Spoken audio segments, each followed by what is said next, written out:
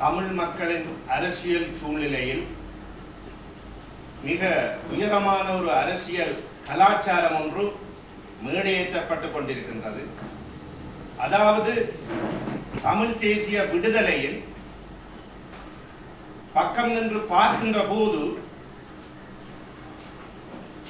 ஒடுக்குமுறைக்குள்ளானவர்களை விமர்சிப்பதை காட்டுகின்ற அக்கறை ஒடுக்குகின்றவனை விமர்சிப்பதில் குறைவாகவே காணப்படுகின்றது.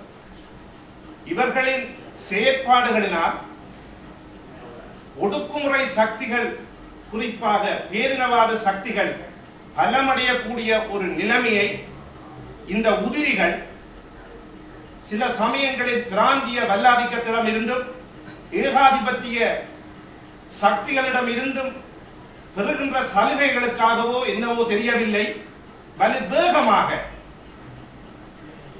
விமர்சனம் என்ற போர்வையிலே தமிழ் தேசிய விடுதலையை கொச்சைப்படுத்துகின்ற கலாச்சாரத்தை அவர்கள் கைக்கொண்டு வருகின்றார்கள். நிச்சயமாக தமிழ் மக்களின் விடுதலை போராட்டத்தை நேசிக்கின்ற எவரும் அத்தகைய செயற்பாட்டில் செயற்பட மாட்டார்கள். தமிழ் மக்களின் விடுதலை போராட்டம் நிச்சயமாக தோல்விகள் வெற்றிகள் பல படிமுறைகளை கண்டுதான் வளர்ந்திருக்கின்றது. அடுத்த கட்ட போராட்டம் எப்படி அமைய வேண்டும், என்ன வேலை திட்டத்தில் அமைய வேண்டும் என்பதை முன்வைத்துக் கொண்டு இத்தகைய விமர்சனங்களை முன்வைக்கலாம். ஆனால் அத்தகைய வேலை திட்டங்கள் எதுவுமின்றி பிராந்திய சக்திகளின் நலனுக்காக செயல்படுவதை நாங்கள் வன்மையாக கண்டிக்கின்றோம்.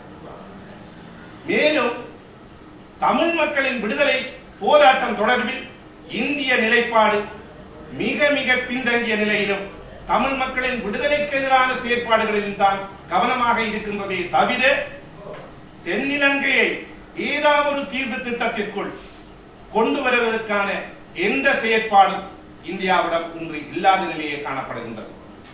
எனவேதான் இன்று இந்தியாவின் கைப்பொம்மையாக மாறியிருக்கின்ற தமிழ் தேசிய கூட்டமைப்பு தனது பாராளுமன்ற உறுப்பினர்கள், முன்னாள் பாராளுமன்ற உறுப்பினர்களில் அரைவாசிக்கு மேற்பட்டோரை கடும் கோட்பாட்டாளர்கள் என்ற அடிப்படையில் கைகழுவி விட்டுவிட்டு இந்திய நலன்களுக்காக குரல் கொடுக்கக்கூடிய சக்திகளுக்கு அவர்கள் இடமளித்திருக்கின்றார்கள்.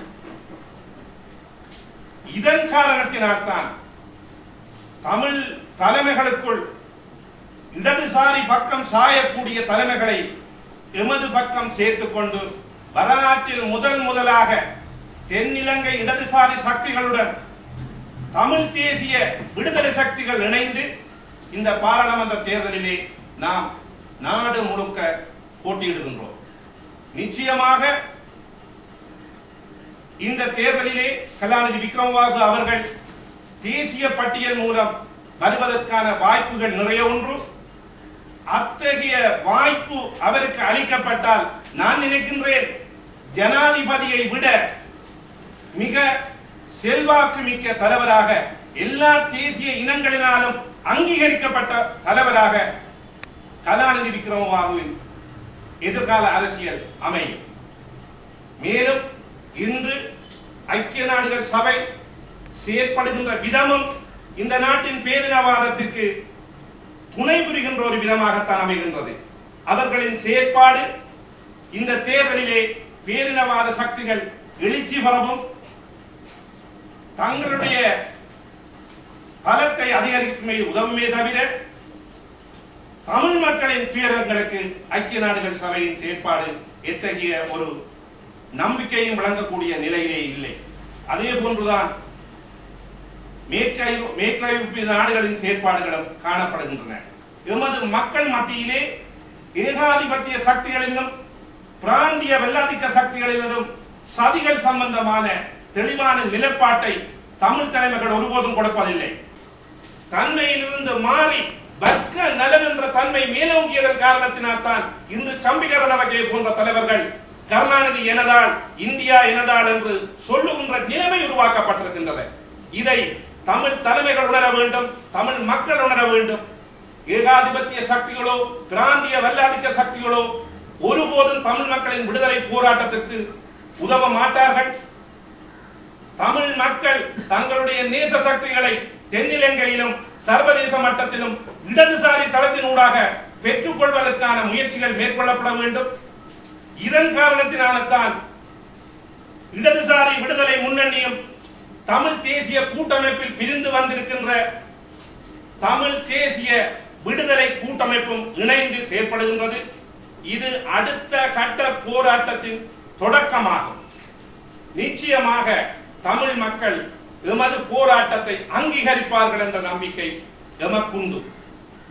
இன்று 12,000க்கு மேற்பட்ட சிறை கைதிகள் இருக்கின்றார்கள். இந்த நாட்டிலே செயற்படுகின்ற தமிழ் தலைமைகள் எவராவதும் அதில் அக்கறை கொள்ளவில்லை. அந்த கைதிகளிலே பலர் எம்முடன் இணைந்து இந்த தேர்தலில் கேட்கின்றார்கள் என்றால் எமது செயற்பாடுகளுக்கு தமிழ் அரசியல் கைதிகள் அளித்த அங்கீகாரமாகவே நாம் அதை எடுக்கின்றோம்.